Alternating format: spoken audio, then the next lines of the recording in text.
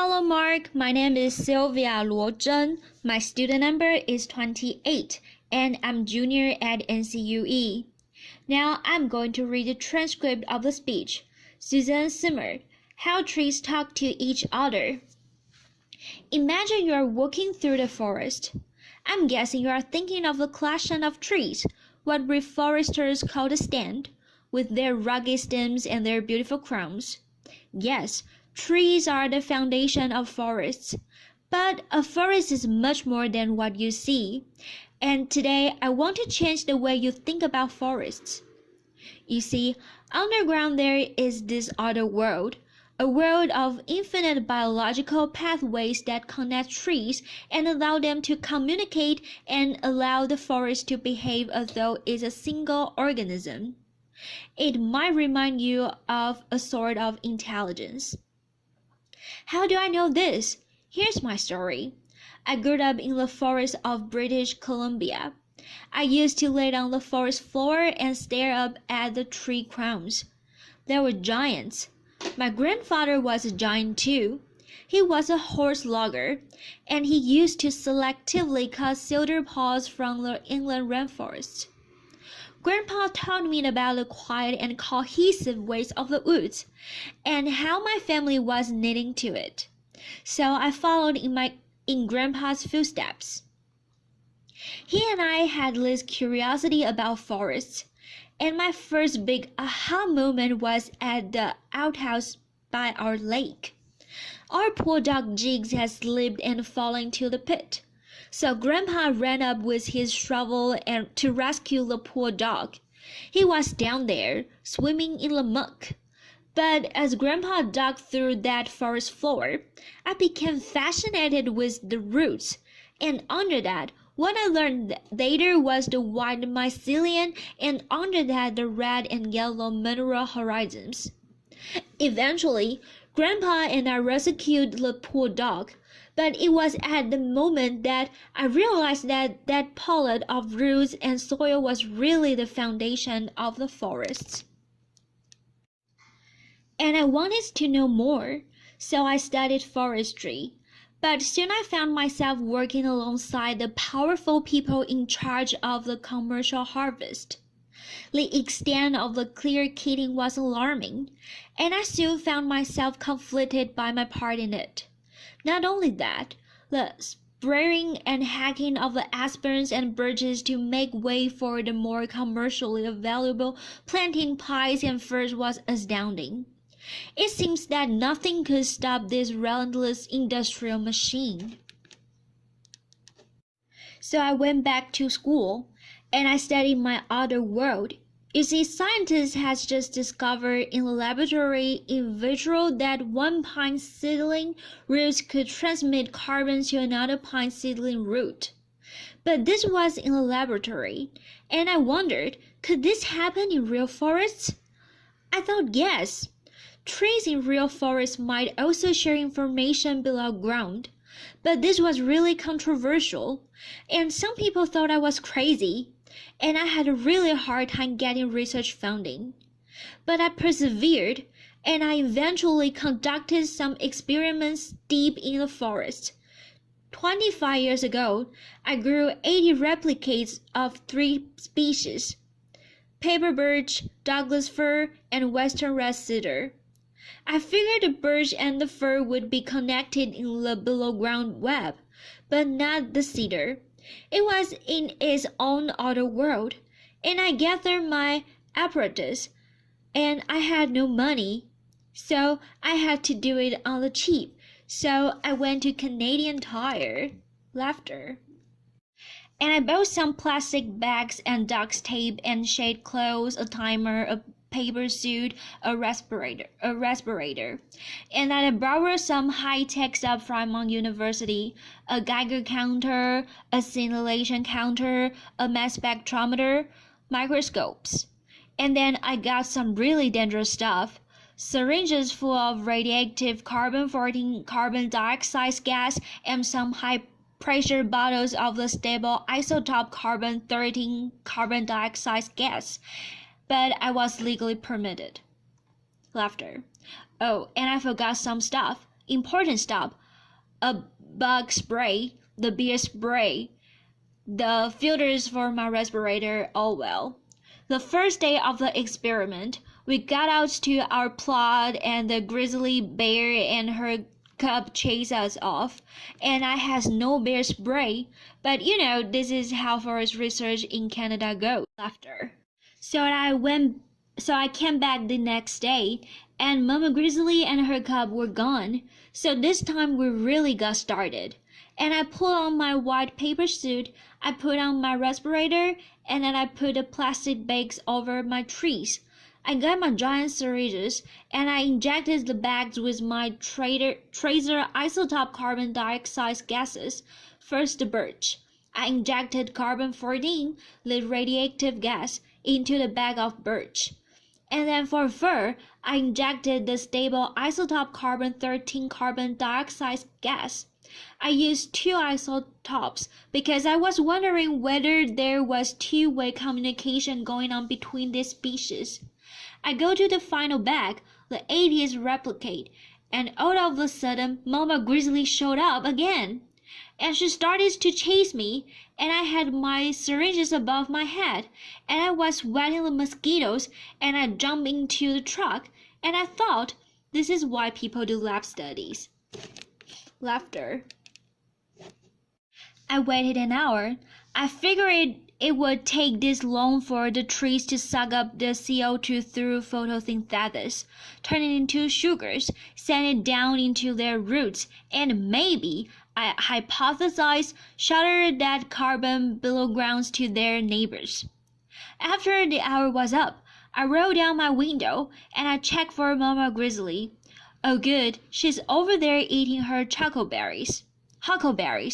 So I got off the truck and I got to work. I went to my first bag with the birch. I put the bag off. I ran my Geiger counter over its leaves. Perfect. The birch has taken up the radioactive gas. Then the moment of truth. I went over to the fir tree. I pulled off this bag.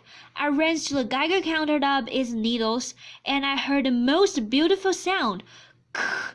It was the sound of birch talking to fir, and birch was saying, "Hey, can I help you?"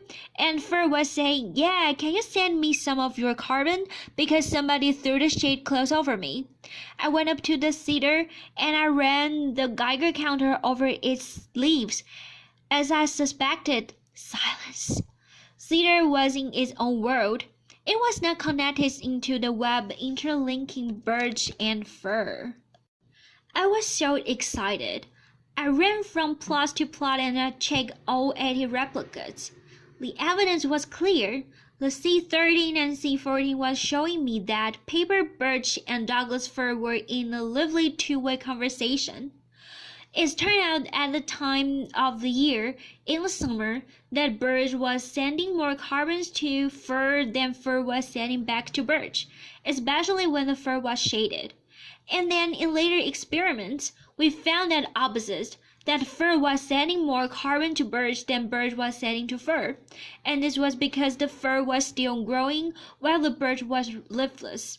So it turned out the two species were interdependent, like yin and yang. And at that moment, everything came into focus for me. I knew I had found something big, something that would change the way we look at how trees interact in forests, from not just competitors but to cooperators. And I had found solid evidence of this massive below-ground communications network, the outer world. Now, I truly hoped and believed that my discovery would change how we practice forestry, from clear cutting and herbiciding to more holistic and sustainable methods that were less expensive and more practical. What was I thinking? I'll come back to that. So how do we do science in complex systems like forests? Well, as forest scientists, we have to do our research in the forests, and that's really tough, as I've shown you, and we have to be really good at running from bears. But mostly, we have to persevere in spite of all the stuff stacked against us. And we have to follow our intuition and our experiences and ask really good questions. And then we've got to gather our data and then go verify. For me, I've conducted and published hundreds of experiments in the forest. Some of my oldest experimental plantations are now over 30 years old. You can check them out. That's how forest science works. So now I want to talk about the science. How were paper birch and Douglas fir communicating? Well, it turns out that they were conversing not only in the language of carbon, but also nitrogen and phosphorus and water and defense signal and the oleochemicals and hormones information. And I have to tell you, before me, scientists had thought that this below-ground mutualistic symbiosis called a mycorrhiza was involved. Mycorrhiza literally means fungus root. You see their productive organs when you walk through the forest. There were the mushrooms. The mushrooms, though, are just the tip of the iceberg, because coming out of those stems are fungal threads that form a mycelium, and that mycelium infects and colonizes the roots of all the trees and plants. And where the fungal cells interact with the root cells, there's a trade of carbon for nutrients, and that fungus gets those nutrients by growing through the soil and cutting every soil particle. The web is so dense that there can be hundreds of kilometers of mycelium under the single footstep. And not only that mycelium connects different individuals in the forest. Individuals not only of the same species but between species, like birch and fir, and it works kind of like the internet. You see, like all networks, mycorrhizal networks has nodes and links. We made this map by examining the short sequence of DNA of every tree and every fungal individual in a patch of Douglas fir forest.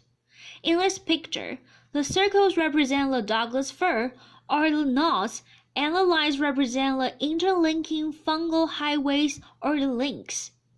The biggest, darkest nodes are the busiest nodes. We call those hop trees, or more fondly, mother trees, because it turned out that those hop trees nurture their young, the one growing in the understory. And if you can see those yellow dots, there are the young seedlings that have established within the network of the old mother trees. In a single forest, a mother tree can be connected to hundreds of other trees, and using our isotope tracers, we have found that mother trees will send their excess carbon through the mycorrhizal networks to the understory seedlings, and we have associated this with increased seedling survival by 4 times. Now, we know we all favor our own children, and I wondered, could Douglas fir recognize its own king, like Mama Grizzly and her cub? So we set about an experiment, and we grew mother trees with king and stranger seedlings, and it turns out that to recognize their king, mother trees colonize their king with bigger mycorrhizal networks. They send them more carbon below ground. They even reduce their own roots competitions to make elbow room for their kids. When mother trees are injured or dying, they also send messages of wisdom on to the next generation of seedlings. So we've used isotope tracings to chase carbon moving from an injured mother tree down her trunk into the mycorrhizal network and into the neighboring seedlings. Not only carbon but also defense signals, and these 2 compounds have increased the resistance of those seedlings to future stresses. So trees talk. Applause. Thank you. Through back and forth conversations, they increase the resilience of the whole community. It probably reminds you of our own social communities and our families. Well, at least some families. Laughter. So that comes back to the initial point. Forests aren't simply collections of trees. They are complex systems with hubs and networks that overlap and connect trees and allow them to communicate. And they provide avenues for feedbacks and adaptation, and this makes the forest resilient. That's because there are many hub trees and many overlapping networks, but they're also vulnerable.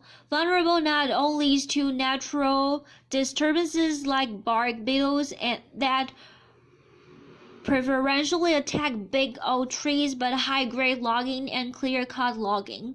You see, you can take out one or two hop trees, but there comes a tipping point because hop trees are not unlike rivets in an airplane.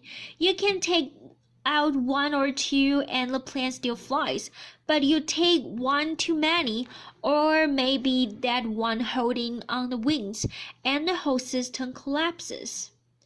So now how you thinking about forests? Differently? Audience, yes. Cool, I'm glad. So remember I said earlier that I hope that my research, my discovery would change the way we practice forestry. Well, I want to take a chat on that 30 years later here in Western Canada. This is about 100 kilometers to the west of us, just on the border of Banff National Park. There's a lot of clear cuts. It's not so pristine. In 2014, the World Resources Institute reported that Canada in the past decades has had the highest forest disturbance rate of any country worldwide, and I bet you thought it was Brazil. In Canada, it's 3.6% per year. Now, by my estimation, that's about 4 times the rate that is sustainable. Now, massive disturbance at this scale is known to affect hydrological cycles, degrade wildlife habitats, and emit greenhouse gases back into the atmosphere, which creates more disturbance and more tree diebacks. Not only that, we've continuing to plant 1 or 2 species and weed out the aspens and birches.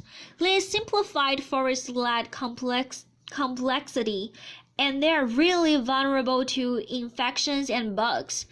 And as climate change, this is creating a perfect storm for extreme events, like the massive mountain pine beetles outbreak that just swept across North America, or that mega fire in the last couple months in Alberta. So I want to come back to my final question. Instead of weakening our forests, how can we reinforce them and help them deal with climate change? Well, the great thing about forests as complex systems is that have enormous capacity to self-heal. If our recent experiments we found with patch cutting and retention of trees and regenerations to diversity of species and genes and genotypes that these mycorrhizal networks, they recover really rapidly. So with this in mind, I want to leave you with 4 simple solutions, and we can't kid ourselves that these are too complicated to act on. First, we all need to get out in the forest. We need to re-establish local involvement in our own forests. You see, most of our forests now are managed using one-size-fits-all approach, but good forest stewardship requires knowledge of local conditions. Second, we need to save our old growth forests. These are the repositories of genes and mother trees and mycorrhizal networks. So this means less cutting. I don't mean to not cutting, but that's cutting. And third, when we do cut, we need to save the legacies, the mother trees and networks, and the wood, the genes, so they can pass their wisdom on to the next generation of trees, so they can withstand the future stresses coming down the road. We need to be conservationists. And finally, We need to regenerate our forests with a diversity of species and genotypes and the structures by planting and allowing natural regeneration. We have to give Mother Nature the tools she needs to use her intelligence to self-heal. And we need to remember that forests aren't just a bunch of trees competing with each other. They are super collaborators. So back to Jigs. Jigs falling to the outhouse showed me this other world, and it's changed my view of forests. I hope today to have changed how you think about forests. Thank you. Applause. Thank you.